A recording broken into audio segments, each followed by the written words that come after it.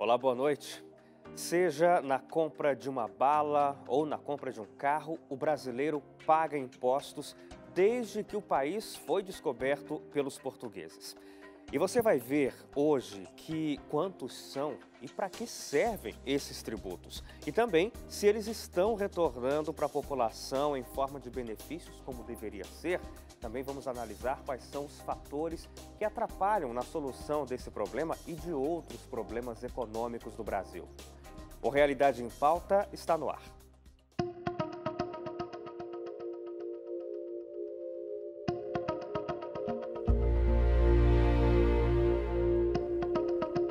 As siglas são tantas que chegam até a confundir quem não está por dentro dos valores dos impostos que são repassados para o governo na compra de qualquer produto ou serviço.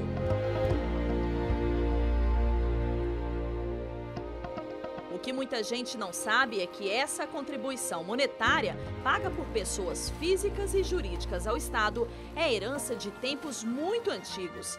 Eu estou falando do século XVIII, quando Portugal chegou às terras brasileiras. Na época, o primeiro produto a ser explorado foi o pau-brasil. A Fazenda Real arrecadava 1/5 das extrações desse recurso e o valor era repassado para a coroa real. De lá para cá, muita coisa mudou. E hoje o brasileiro paga contribuições e tributos federais, estaduais e municipais.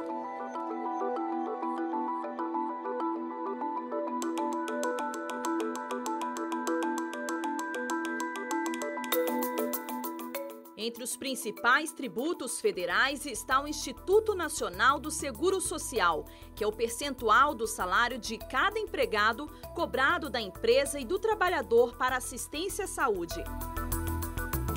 Entre os impostos estaduais está o Imposto sobre Circulação de Mercadorias, que incide sobre transportes interestaduais e intermunicipais e telefonia, e tem também o Imposto sobre a Propriedade de Veículos Automotores. Já entre os principais tributos municipais está o Imposto sobre a Propriedade Predial e Territorial Urbana e o Imposto sobre Serviços cobrado das empresas. No total, são quase 20 impostos arrecadados no Brasil. Dos 365 dias do ano, o brasileiro trabalha mais de 150 dias só para pagar impostos. Mas será que esses valores estão voltando para a população em forma de benefícios? De certa forma, sim, mas de uma maneira não clara do jeito que precisaria. Jeitinho entre os empresários e o governo que tem as coberturas de favores e cimentos. Então, isso aí ocorre normalmente. Pela quantidade de impostos que a gente paga, eu acho que não tem muito retorno, sabe? Há muita deficiência em muitas áreas dentro de uma cidade, na área administrativa, no qual esses impostos não são bem investidos, né? Vai, mas não volta, né?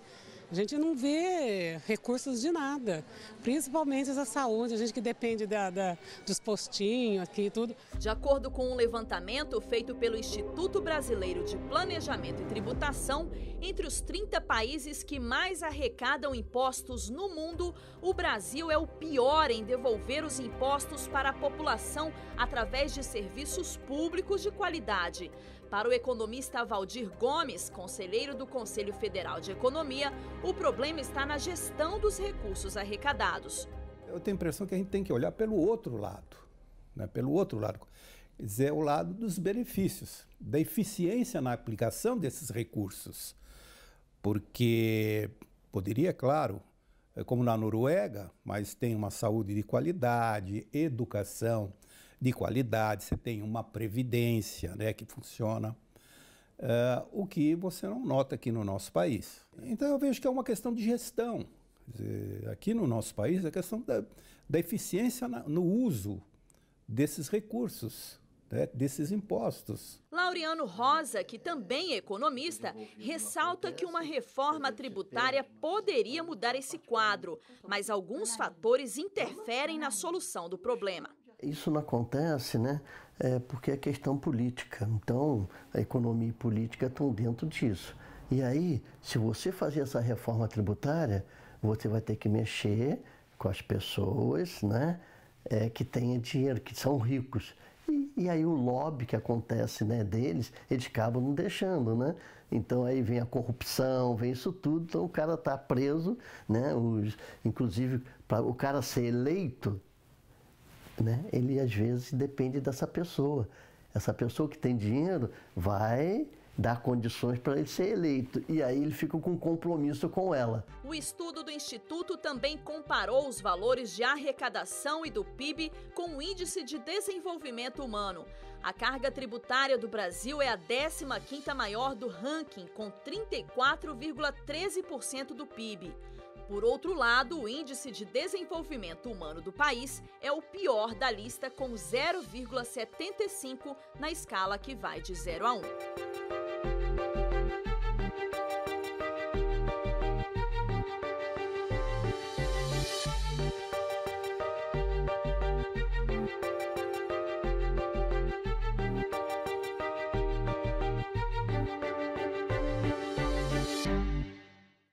Para a gente aprofundar um pouco esse assunto, eu converso agora com a economista Marcela Moraes. A Marcela é da Universidade de Taubaté, a Unital. Marcela, muito obrigado pela sua companhia com a gente aqui no Realidade em Pauta. Eu que agradeço o convite.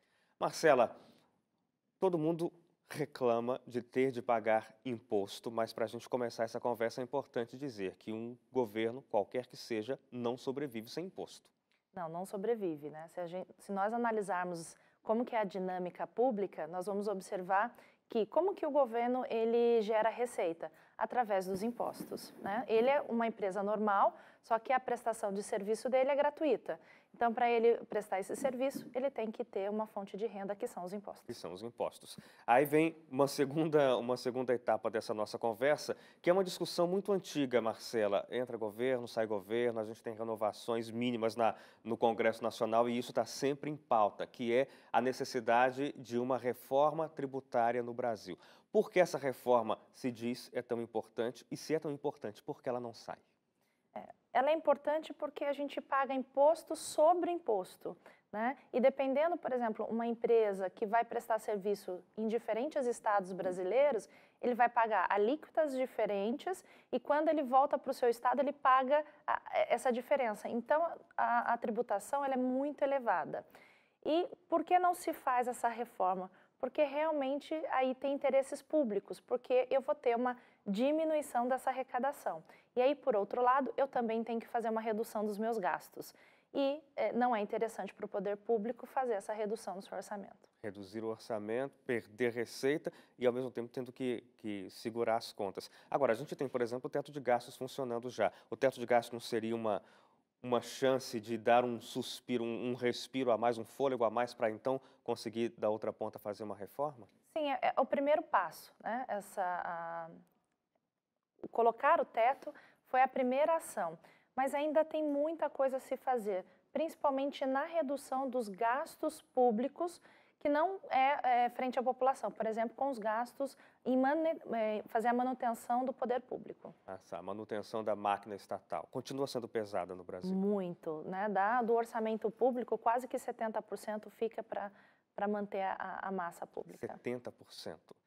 Agora, o brasileiro está cansado de falar e de reclamar a respeito dos impostos, Marcela, principalmente a população mais pobre, porque a gente tem uma cobrança de impostos que é muito incisiva a respeito do consumo.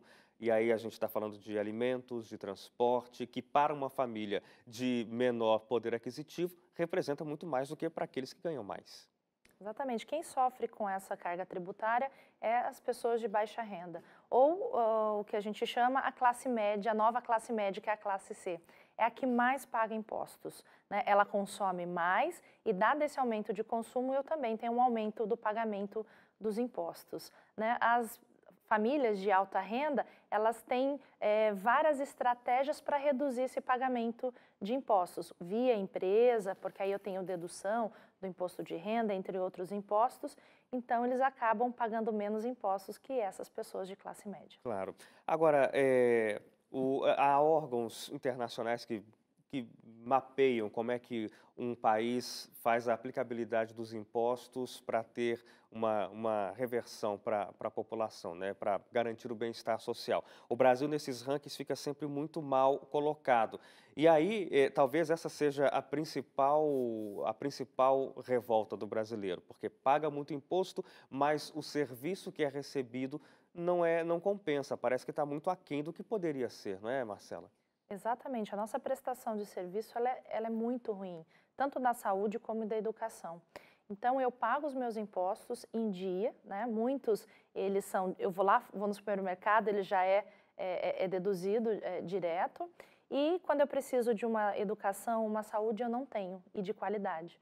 Então, você pode aí, as filas dos hospitais lotadas, mães precisando de creche e não tem vaga em creches. Então, realmente, a gente sofre muito, paga muito imposto sem a prestação de serviço de qualidade. As políticas públicas que, obviamente, necessitam da arrecadação federal ou municipal ou estadual, elas deveriam ser repensadas, talvez, Marcela? Eu não sei como, mas assim, tendo em vista que uma regra essencial da economia, inclusive da economia doméstica, é gastar o que se tem, não mais do que se tem. É claro que, no caso do Brasil, no caso de um país, esse orçamento é sempre uma previsão, né? O Congresso acaba de aprovar a LDO para 2019, mas é uma previsão imaginando quanto o governo vai arrecadar no ano que vem. Mas isso tudo é subjetivo, a gente só vai saber mesmo quando o ano que vem chegar e o governo começar a arrecadar. Então, tudo é muito complicado também, não é? Quando a gente fala de políticas públicas, a gente tem que tomar muito cuidado, porque não é diferente um pouco como se fosse uma pessoa física ou jurídica privado. Então, eu faço um orçamento, então eu tenho lá o quanto que eu posso gastar. Dentro daquele valor, aonde que eu vou fazer a alocação, né? Então, tem algumas prioridades, a gente passa por um momento de crise, no qual o governo ele precisa fazer investimentos em outras áreas para crescer, né? Então, investir em infraestrutura e que não necessariamente vá para a saúde e educação. Né? Então, às vezes a população ela reclama, eu não tenho saúde, eu não tenho educação, mas eu também não tenho emprego. Então, para eu gerar emprego e para melhorar esses outros indicadores, o governo precisa fazer esses investimentos. Então, quando fala de setor público, é bem complexo nesse aspecto, mas realmente o governo ele precisa melhorar a sua gestão dos recursos e alocar de forma eficiente nos locais que são necessários. A gente vai para o intervalo agora, Marcela. Depois do intervalo, são só 2 minutos. No próximo bloco, a gente mostra quais são os custos dessa máquina pública, o montante dos tributos que acabam ficando retidos para suprir essas necessidades do governo. Não sai daí que a gente volta já.